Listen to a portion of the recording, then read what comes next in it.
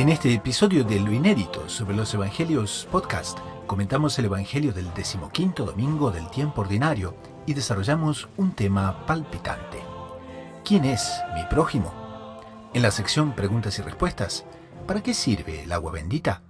Y si Adán y Eva fueron creados sin ropas, ¿cuál es la necesidad de usar vestimentas decorosas? Todo eso y mucho más en este nuevo episodio de Lo Inédito sobre los Evangelios Podcast.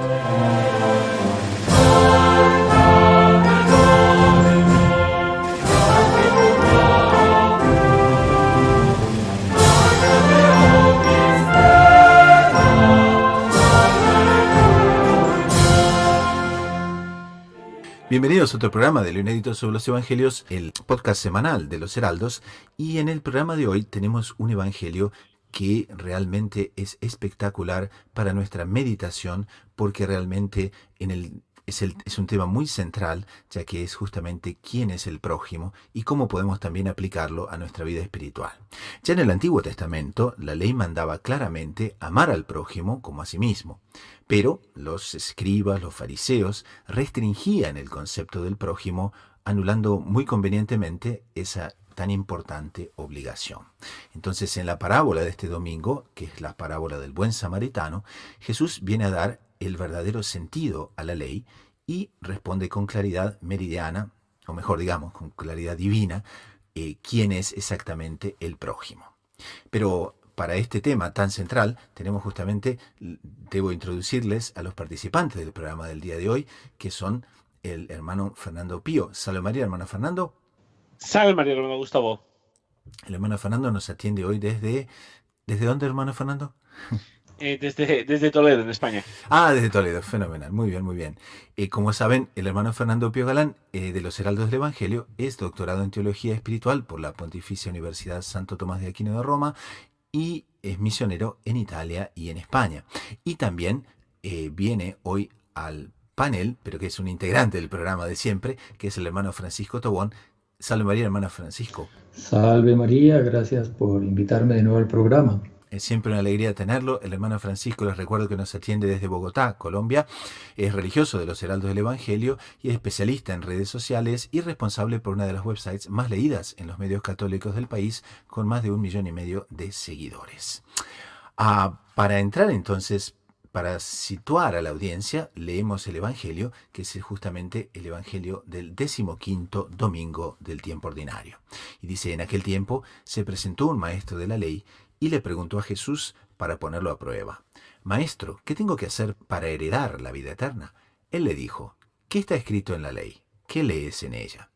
Él contestó: amarás al Señor tu Dios con todo tu corazón, y con toda tu alma, y con todas tus fuerzas, y con todo tu ser, y al prójimo como a ti mismo. Él le dijo: bien dicho, haz esto y tendrás la vida. Pero el maestro de la ley, queriendo justificarse, preguntó a Jesús: ¿y quién es mi prójimo? Jesús dijo: un hombre bajaba de Jerusalén a Jericó, cayó en manos de unos bandidos que lo desnudaron, lo molieron a palos y se marcharon, dejándolo medio muerto. Por casualidad, un sacerdote bajaba por aquel camino y al verlo dio un rodeo y pasó de largo.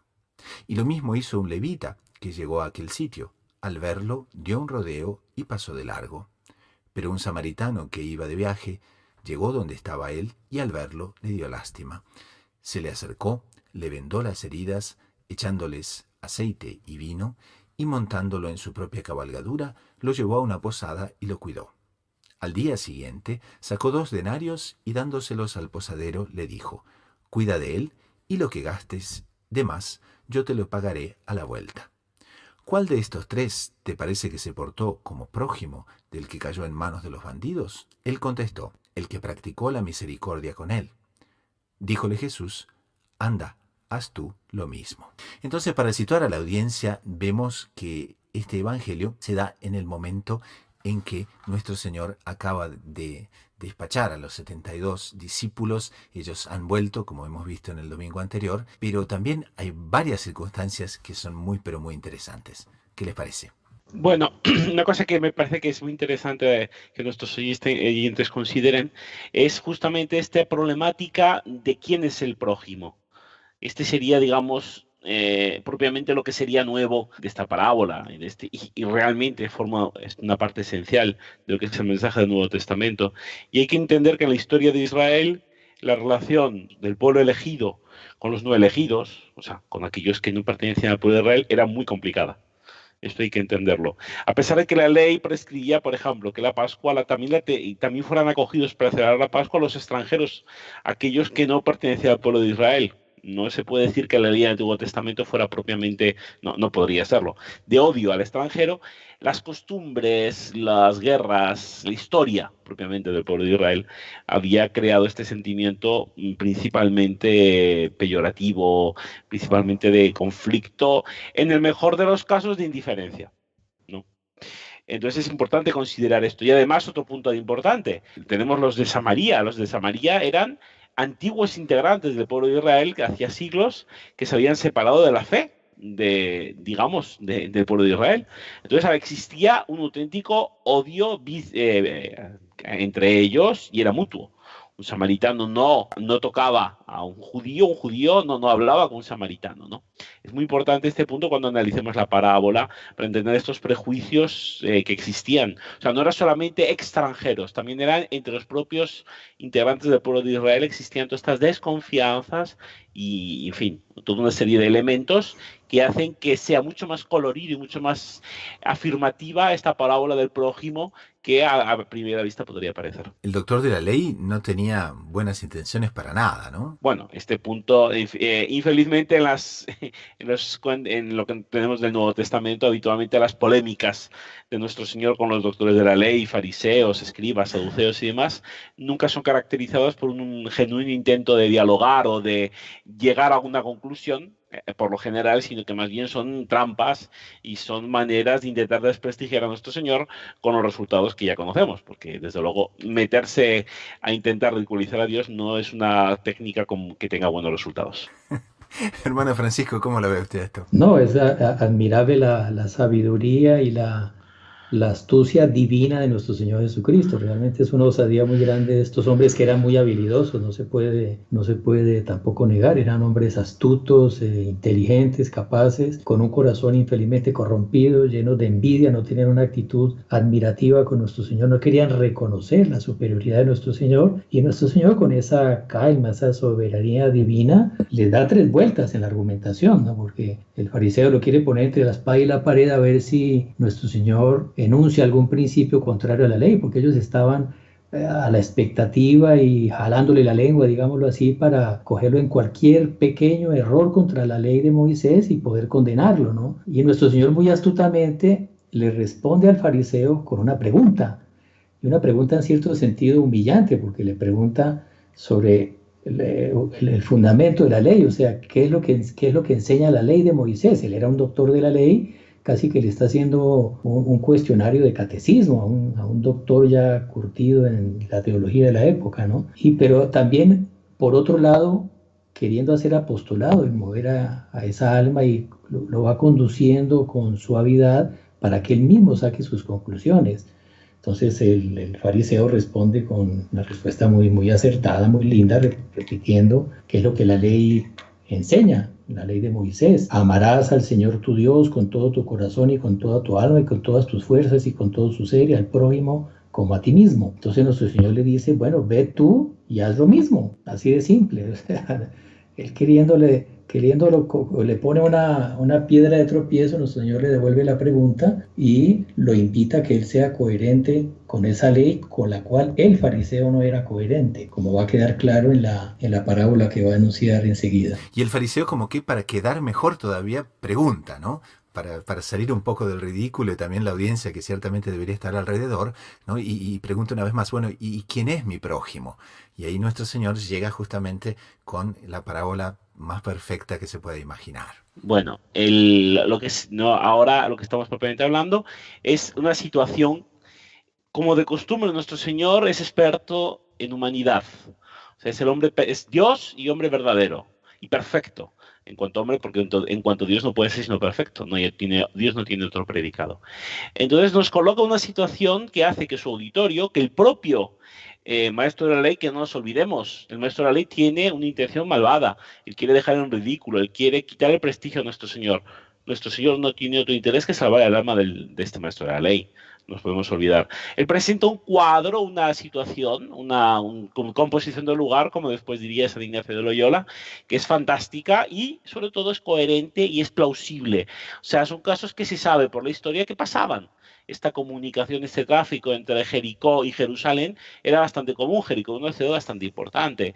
Existe una depresión, existía una serie de parajes que estaban infestados de bandidos. Coloca todo un cuadro que hace atrayente a los oyentes la situación para propiamente, desde un punto de vista racional, entrar dentro de la historia que él cuenta. No nos olvidemos que al mismo tiempo la gracia de Dios, de la cual él es creador, trabajaba las almas de los oyentes. Entonces, cuando esta persona queda por tierra al borde de la muerte, presenta una serie de personajes que se comportan como los oyentes sabían que se solían comportar estos personajes. No nos podemos olvidar.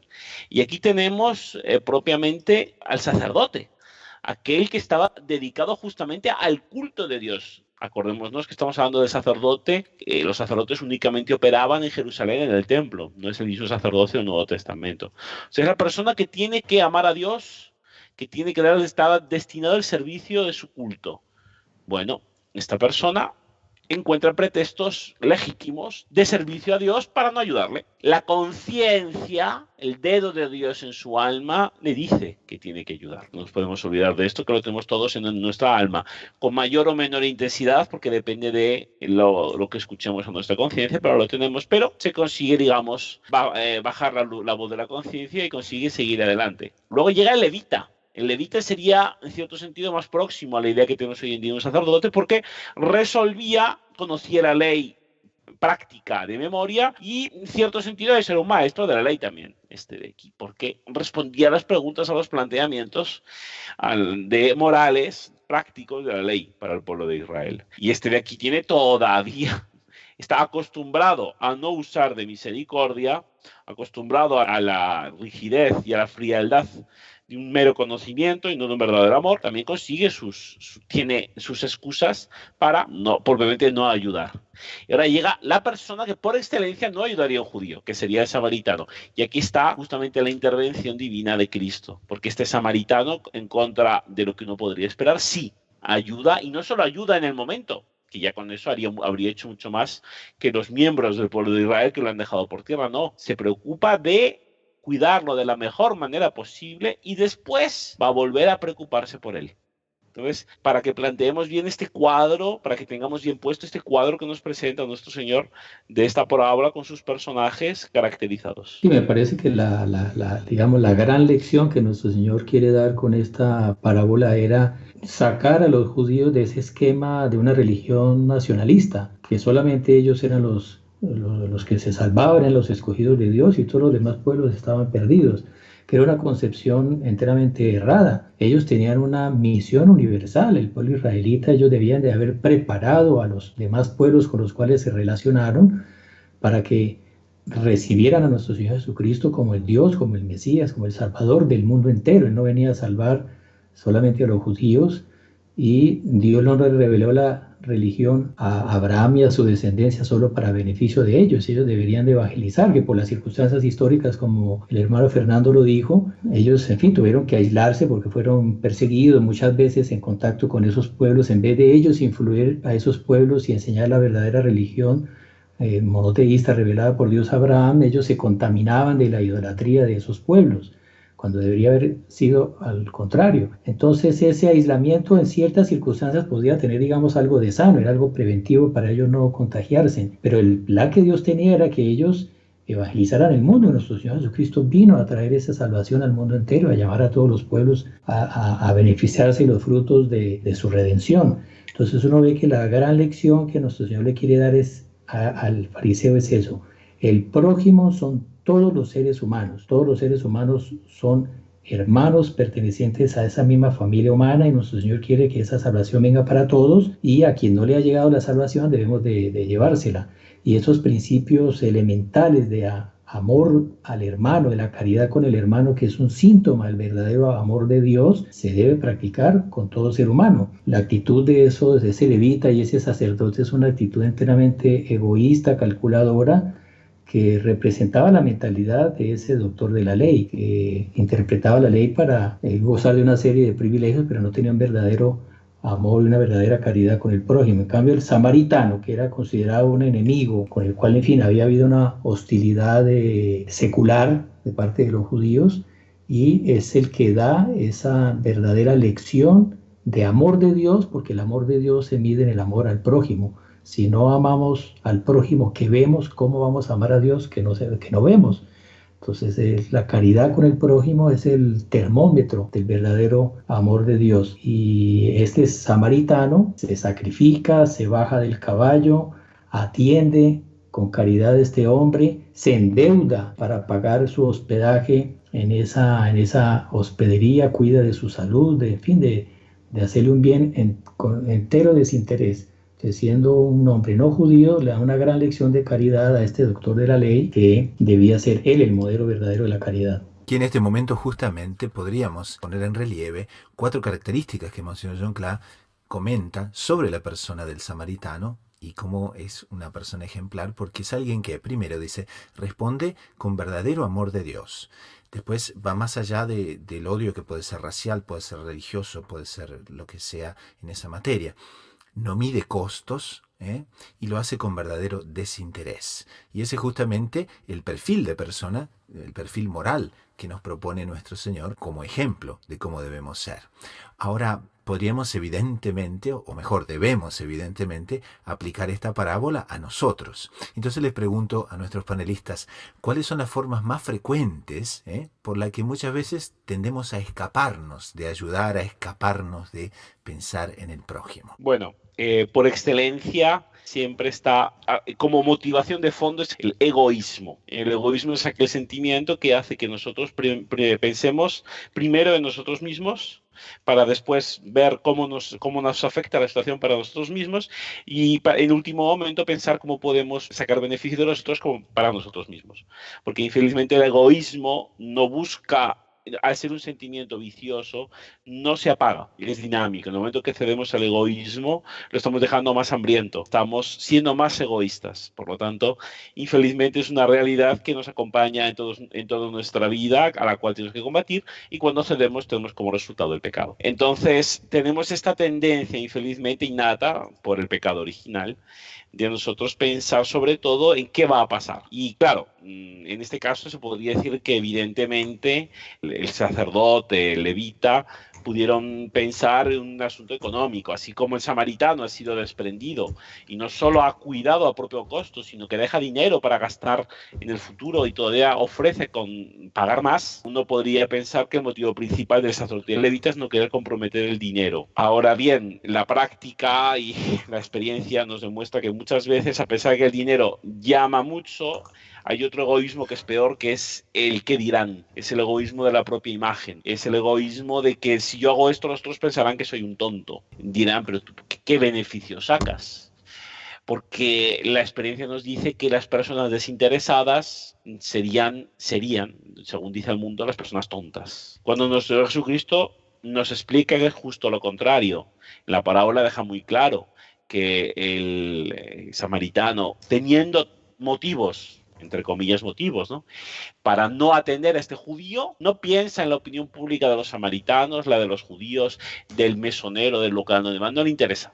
Él quiere hacer bien a esta persona. Entonces, este es un punto que me parece que es muy importante considerarlo en nuestra vida concreta, porque al fin y al cabo es por lo que seremos juzgados, no por lo que conocemos de las parábolas, sino por lo que practicamos de las palabras de Cristo, ¿verdad? Entonces, yo creo que esta parte del egoísmo es una parte que infelizmente nos impide bastante hacer misericordia. Y aquí también sería el momento de ser un poco más instructivo, quizás un poco más práctico, y aplicar entonces a una realidad más concreta de nuestra vida diaria.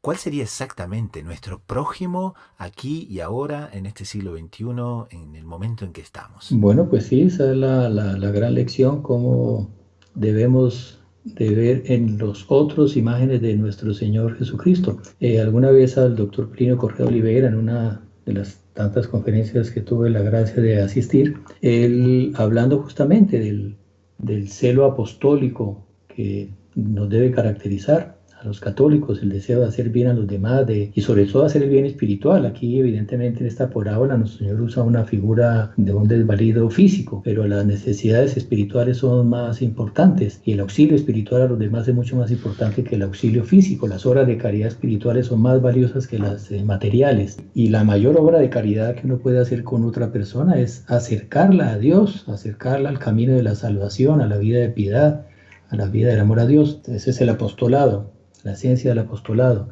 Entonces él decía lo siguiente, que si un católico ve que una imagen, una estampa de la Virgen se le cae al piso, aquí me recuerdo un hecho de una santa, no recuerdo cuál era la santa, que estaba en fin, en su escritorio, rezando, estudiando, y por accidente tumbó una pequeña estatuilla de nuestro Señor Jesucristo y se cayó al piso la estatuilla. Entonces ella la recogió con veneración y la besó como en un acto, digamos, de reparación por ese accidente, y la puso de nuevo. Y ahí ella pensó para sus adeptos y se dirigieron a su Señor: mira, Señor, si yo no te hubiera tumbado, no hubiera tenido este acto de devoción para ti.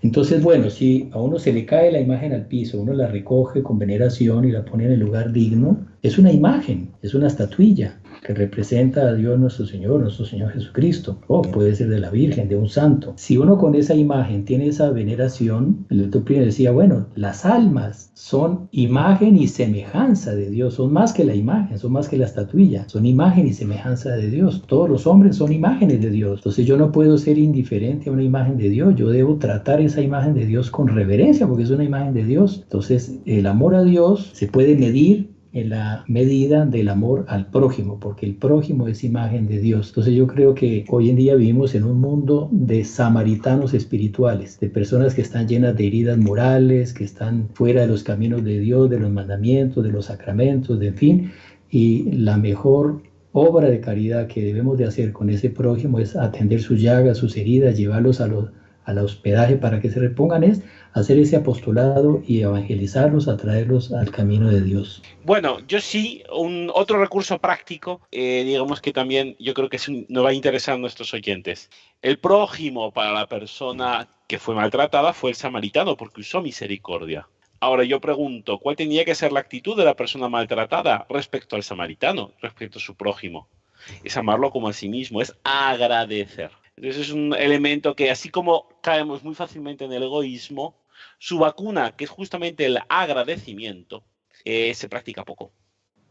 Es más, en España es muy frecuente un episodio, no voy a relatarlo porque es un poquito largo de explicar, de un político del siglo XIX, que al preguntarle por qué otro político le tenía manifiesta inquina y le insultaba en público, en fin, lo perseguía de una forma patente, este político perseguido dijo, pues no entiendo por qué me quiere tan mal, por qué me odia tanto, porque es que yo no le he hecho nada bueno para que me odie así, mostrando una realidad que es muy frecuente, que muchas veces no solo no somos agradecidos para aquellos que nos hacen el bien, sino que porque nos han hecho el bien lo odiamos. Entonces, si queremos evitar este desagradecimiento, si queremos evitar esta falta de gratitud, si queremos realmente comportarnos como la persona maltratada, que reconocen a aquel que le hacen el prójimo, tenemos que reconocer, tenemos que agradecer. Por excelencia, nuestro prójimo por excelencia, que es nuestro Señor Jesucristo, porque Él es el que nos sacó del pecado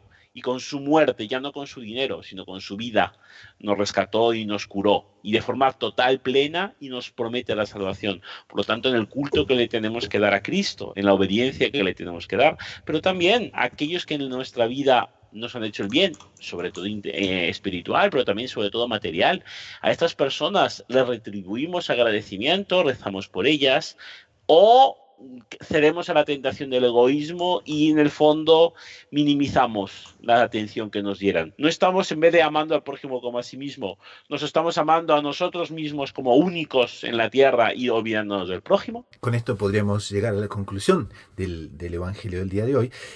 Podemos citar muy, pero muy oportunamente las palabras que Monseñor John Clay escribe aquí en sus comentarios y dice: quien diga amar a Dios, pero no ama a su prójimo, aparte de mentir, desobedece la ley divina y olvida la preciosa sangre de Cristo derramada en el Calvario.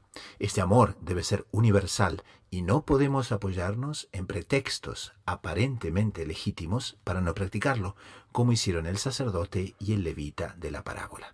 Ciertamente que ellos tenían a cargo funciones buenas y de ellas volvían a sus casas, pero actuaron mal con el necesitado. Entonces prestemos mucha atención quién es nuestro prójimo, quién está cercano, quién es aquel que depende muchas veces de nuestro buen ejemplo, que depende, como decía el hermano Fernando, de nuestro agradecimiento también, y entonces pongamos en práctica aquello que nuestro Señor dice.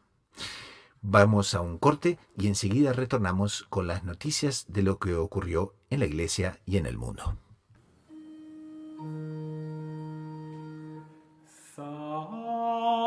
Sacri solemnis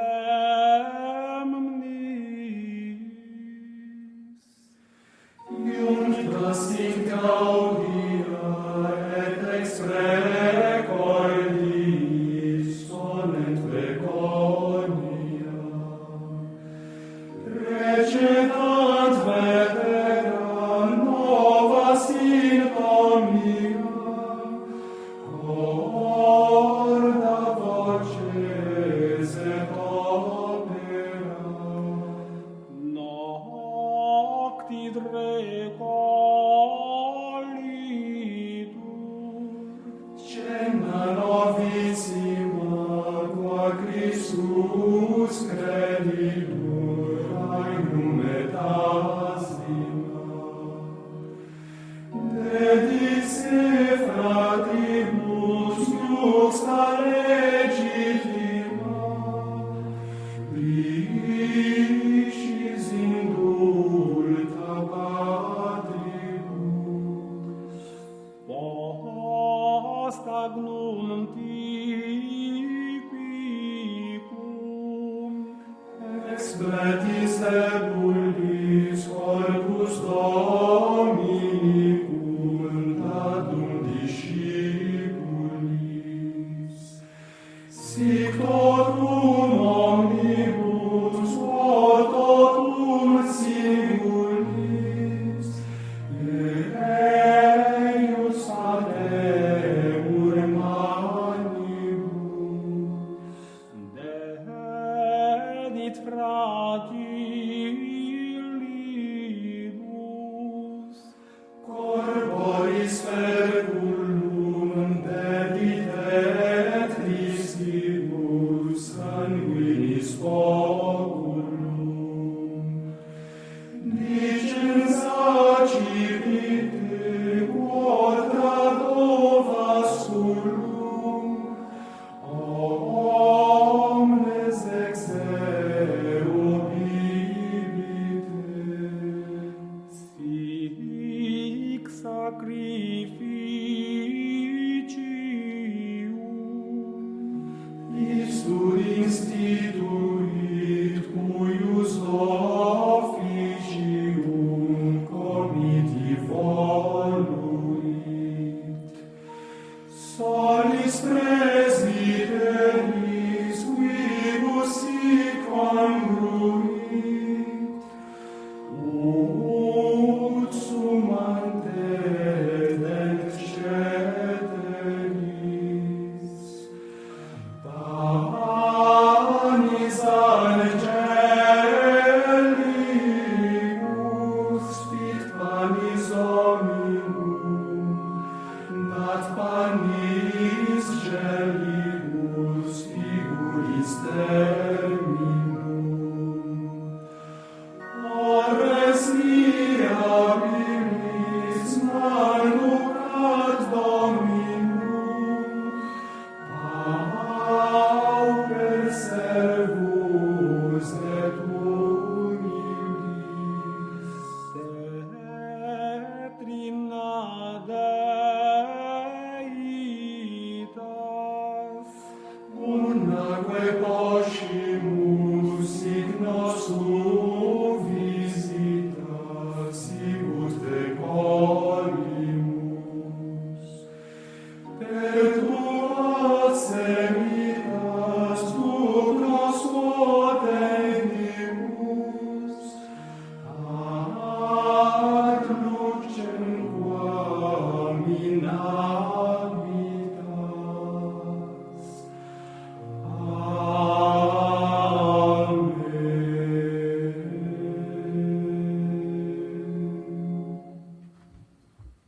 el segundo segmento del programa tratamos entonces sobre las noticias de lo que aconteció en la iglesia y en el mundo.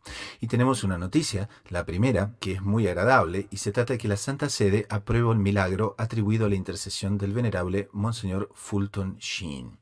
Monseñor Fulton Sheen, como ustedes saben, fue una figura de gran realce en los años 50 y 60. Evangelizó muchísimo a través de las redes de televisión de la época y se transformó en una figura central. Daniel Jenke, que es obispo de Peoria en Estados Unidos, anunció con una alegría sobrecogedora, así lo dice, que el Papa Francisco aprobó formalmente el reconocimiento de un milagro atribuido a la intercesión del venerable Fulton Sheen. Y el milagro no es poco, se trata de que en el año 2010, en los Estados Unidos, un pequeño niño recién nacido nació sin mostrar signos de vida, y esta ausencia de signos vitales se prolongó durante ni más ni menos que 61 minutos. Ahí la familia y los amigos inmediatamente comenzaron a ofrecer oraciones, implorando a Fulton Sheen que intercediera por el recién nacido. Ahí fue llevado al hospital, etcétera, etcétera. A pesar de recibir los tratamientos más avanzados disponibles, el niño no se reanimaba. Ahí los médicos entonces se preparaban para declarar el fallecimiento del pequeño cuando de repente, sin ninguna explicación médica, el corazón del niño comenzó a latir normalmente y a respirar con normalidad. Entonces fue hospitalizado durante varias semanas, fue dado de alta y bueno, la investigación examinó registros médicos, testimonios provistos por los familiares, técnicos, en emergencias, doctores, enfermeros, todos los presentes en el momento de nacimiento, y realmente llegaron a la conclusión de que es un milagro. Entonces eso justamente permite que el proceso de canonización de Monseñor Fulton Sheen continúe, y entonces ciertamente estaremos ahí pendientes de la continuación de todo lo que es la causa de canonización de él. Hermano Gustavo, también hay una noticia aquí muy interesante de la Universidad de Harvard, que ha publicado los resultados de un estudio sobre la educación religiosa y los beneficios mentales y físicos que ofrecen a los niños. El estudio llega a la conclusión de que la formación religiosa de los niños en el contexto familiar y de la iglesia puede afectar poderosamente su salud física, salud mental, felicidad y bienestar general, y que las creencias religiosas dan a las personas fuerzas espirituales que llevan a hábitos saludables, construyen sus redes sociales y les dan la capacidad de superar obstáculos en sus vidas. Entonces, muy interesante, es un testimonio científico neutro, digámoslo así, en esta materia, que con base en ciertas encuestas que ellos hicieron, corroborando estos resultados positivos de la formación religiosa en los niños. Sí, muy interesante realmente, y vemos que es ni más ni menos que la Universidad de Harvard, ¿no? Que es realmente una universidad reconocida mundialmente. Y eso que usted apunta, justamente dice aquí la noticia, la muestra utilizada fue de 5.000 niños a lo largo de un periodo de 8 a 14 años. Al menos 18% de los frecuentadores regulares de la iglesia relataron niveles más altos de felicidad en sus 20 años que sus colegas no religiosos. Y también el 29% tendían a unirse a causas comunitarias y el 33% se alejaban, por ejemplo, de drogas ilícitas. Esa es realmente una cosa muy interesante para aquellos que son educadores, para aquellos que nos escuchan y para aquellos que son también padres de familia y que tienen que decidir sobre el centro de la educación de sus hijos. Bueno, es un estudio muy muy bueno que ciertamente les va a inspirar bastante.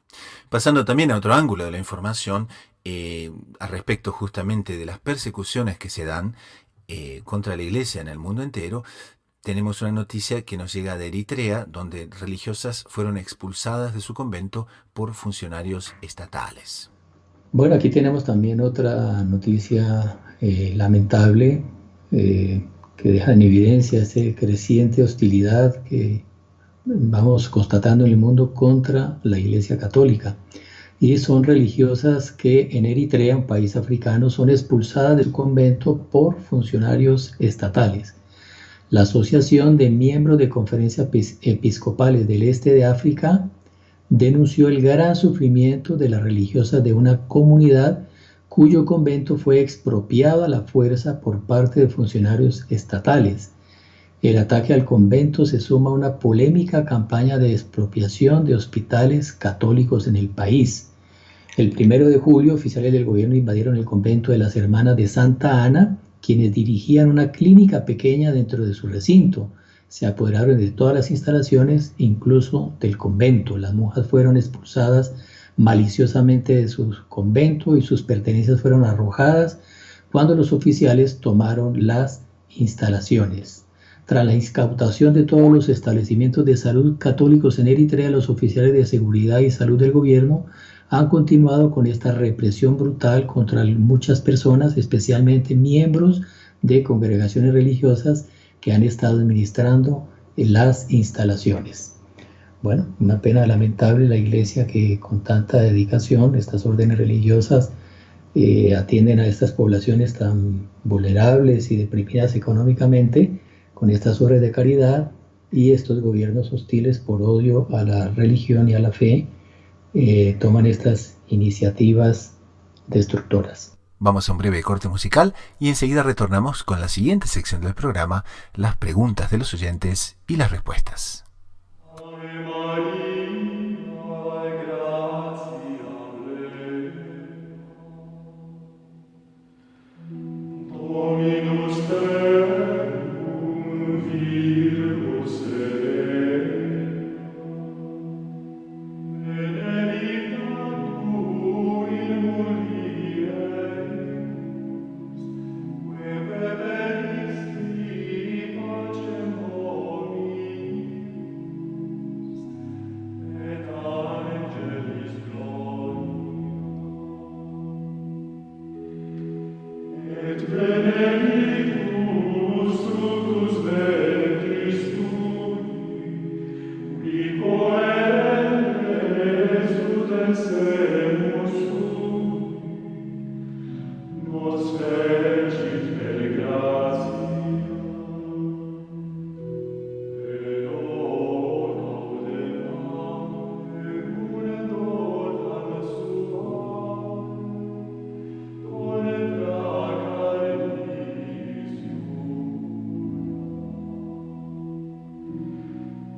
Genuis tibrem novum stella sol, nova genitur. Tu parvi et magni, leonis et agni, salvatoris viscitem extitis, sed Virgo in tu floris et floris, spagnis et pastoris, Virginum Regina, rosat siper spina, genitrix et Spagna, tu civitas regis justitia, tu materes misericordiae, de lacus vecis et miseria. Penitente formans gratiae, te collaudat celestis Curi. Pasamos entonces al siguiente segmento del programa, que son las preguntas de los oyentes y las respuestas. Y nos llega una pregunta muy pero muy interesante que dice, ¿para qué sirve el agua bendita? Hermano Francisco, ¿para qué sirve el agua bendita? Bueno, son múltiples los beneficios del agua bendita.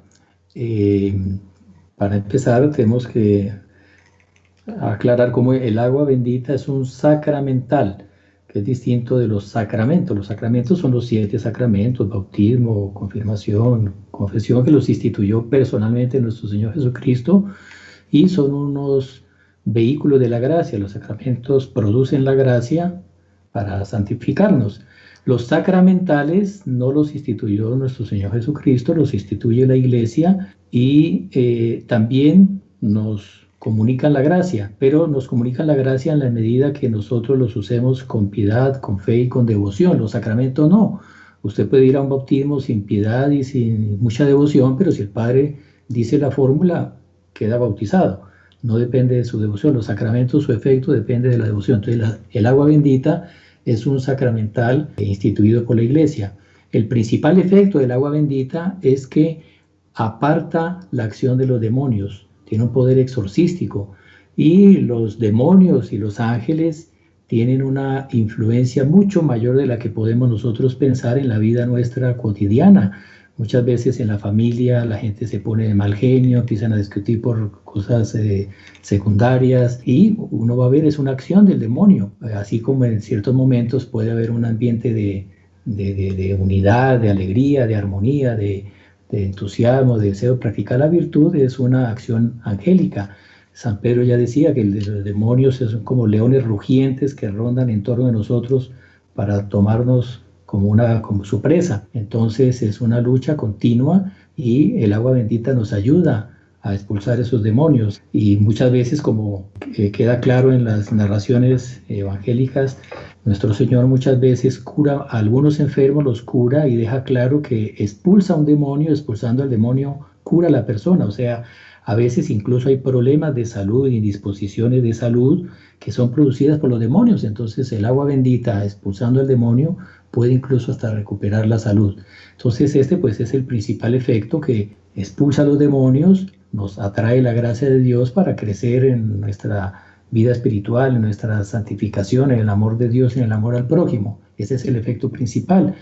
Pero también tiene otros efectos. Por ejemplo, usar el agua bendita, persignarme usando el agua bendita con la intención de aliviar las penas de un alma del purgatorio. Tiene un efecto, alivia las penas de las ánimas del purgatorio. E incluso, también usándola con fe y devoción, el agua bendita borra con seguridad, borra los pecados veniales, porque los pecados mortales, pues solamente con la confesión sacramental, pero los pecados veniales son borrados con el uso del agua bendita. Por eso incluso algunos espiritualistas aconsejan que cuando uno va, antes de ir a recibir la Sagrada Comunión, uno, debe hacer un acto de un examen de conciencia, arrepentirse de las faltas y usar el agua bendita, porque eso le borra los pecados veniales y va a recibir nuestro Señor con el alma mucho más limpia. Nos llega también una pregunta bastante particular que dice así, recientemente un oyente ha ido a visitar el Vaticano, ha ido a visitar varias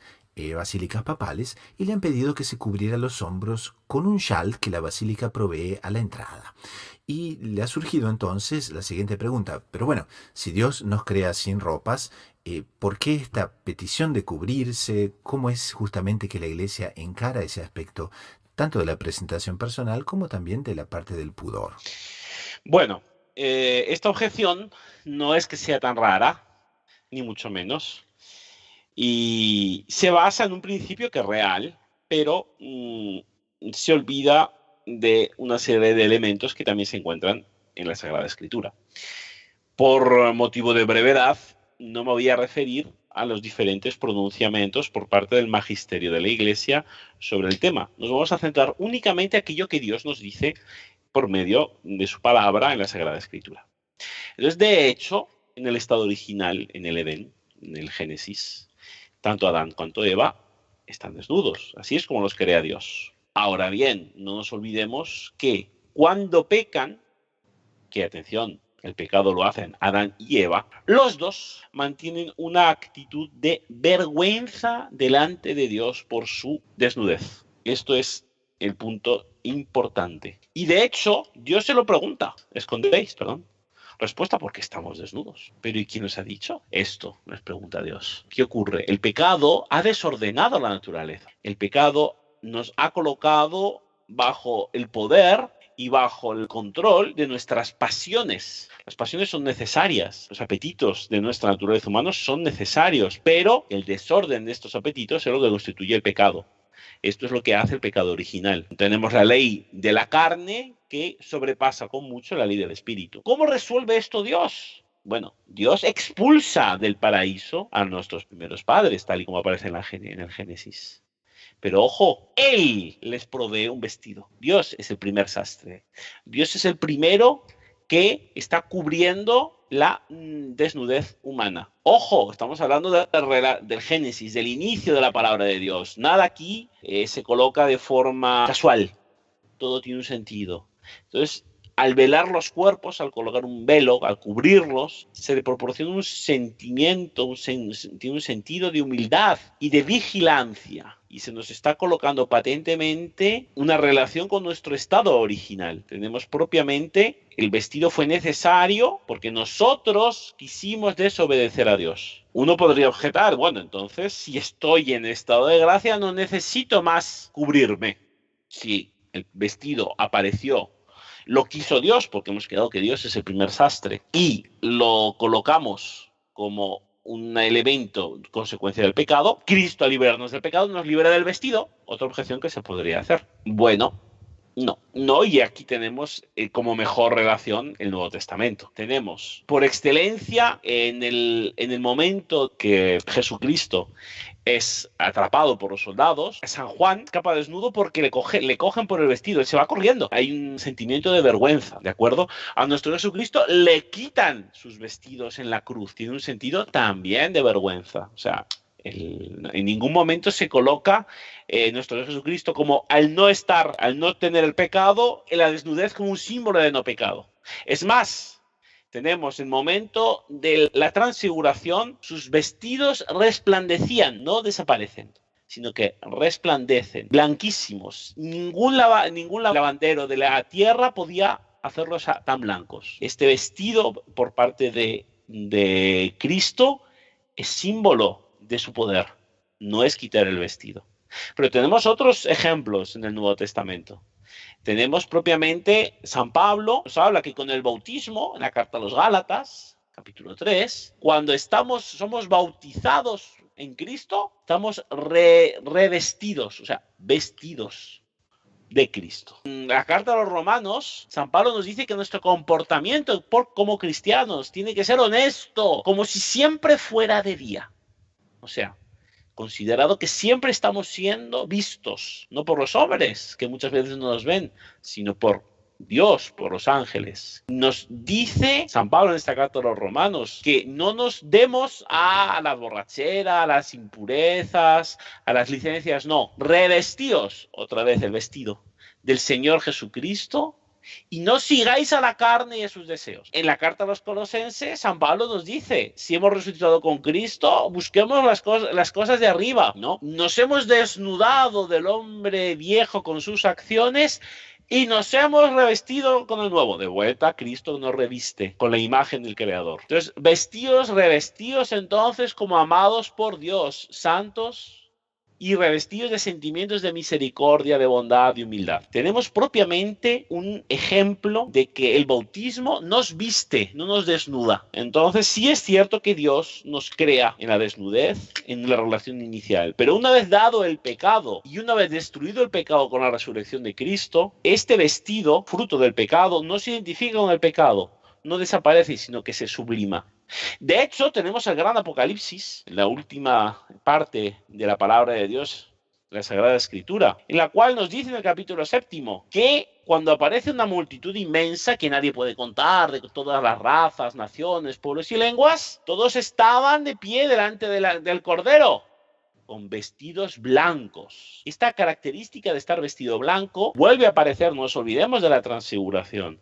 Aparece como una característica del cielo. Eran los que están delante del trono. En el Apocalipsis, de vuelta, en el capítulo 3, el alma pecadora dice, soy rico, me he enriquecido, no necesito de nada. Dios le dice, no, lo que pasa es que no sabes que eres un infeliz, un miserable, un pobre, ciego y desnudo. Te aconsejo de que compres de mí oro purificado por el fuego para ser rico, vestidos blancos para cubrirte y esconderte de la vergonzosa nudez. Aquí vemos que el Apocalipsis asocia la vergonzosa nudez con el pecado y el cubrirse con la salvación. Entonces, a la objeción de que realmente Dios nos ha creado desnudos, no significa que fuera del pecado nos quiera desnudos. No nos olvidemos como punto final de la parábola del banquete. Cuando los invitados no vienen, Dios manda, el Señor, que representa a Dios, manda invitar a su banquete a todo el mundo que pasara por el camino. A los desconocidos no había ningún problema, que entren, pero encuentra a uno que no lleva el vestido de bodas. Y se le pregunta, ¿cómo has podido aquí entrar sin el vestido nupcial? Ojo, no había ningún criterio para entrar, no había un guardia a la puerta que dijera, no, tú estás invitado, tú no estás invitado, no, la entrada era libre. Dios le está preguntando al alma, ¿cómo se te ha ocurrido aceptar mi invitación si no estás revestido por mí? Entonces esta persona se calla y el Señor lo dice de expulsarlo. Entonces, una vez más tenemos en las parábolas, en el Nuevo Testamento, una identificación de la desnudez con el pecado y del cubrirse con la virtud. Por lo tanto, en la vida de la Iglesia a lo largo de los siglos, esto no ha sido sino explicado, aplicado y, como vemos en Roma, exigido para estar de forma digna, condigna en un templo. Nosotros tenemos que tener sobre todo el alma en estado limpio, el alma en la amistad con Dios, pero siendo cuerpo y alma, nuestro cuerpo debe encontrarse con una disposición semejante. Entonces, la de un vestido honesto, la de un traje casto, es la expresión y la aplicación de un alma que está en una relación de amistad con Dios. Llegamos entonces al segmento final del programa, que son las sugerencias de la semana. Una website, un libro, un podcast de doctrina católica que nos haya gustado para el bien espiritual de las personas. Hermano Francisco, ¿qué tenemos esta semana? Bueno, yo quisiera recomendar a nuestra audiencia un libro hermosísimo que fue de los libros que marcó más la formación espiritual del doctor Plinio Correa Oliveira, nuestro maestro y inicio, digamos, de esta obra de los Heraldos del Evangelio, que es el libro de la confianza. Es un libro pequeño, fácil de leer, lindísimo, que es un verdadero bálsamo para el alma, porque todos en esta vida pasamos por 1000 pruebas, por 1000 contrariedades, donde parece que nuestros planes no van para adelante, a veces sentimos hasta que Dios nos abandonó. Entonces es muy lindo, lleno de citas bíblicas sobre lo imprescindible de practicar la virtud de la confianza.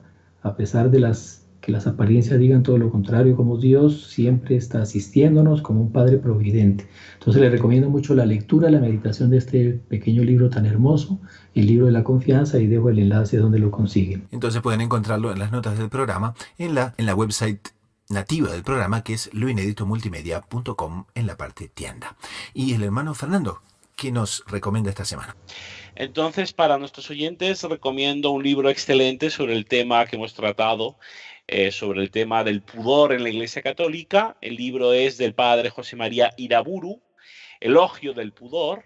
Es un libro corto, concreto, muy seguro con la doctrina de la Iglesia Católica, y siendo de la Fundación Gratisdate, se puede o comprar en papel a la Fundación o se puede descargar de forma legal y gratuita de la propia página de la Fundación.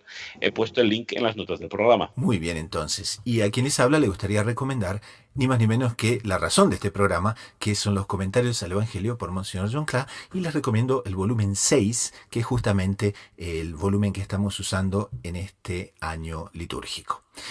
También ponemos las notas en la website del programa, loineditomultimedia.com, en la parte tienda.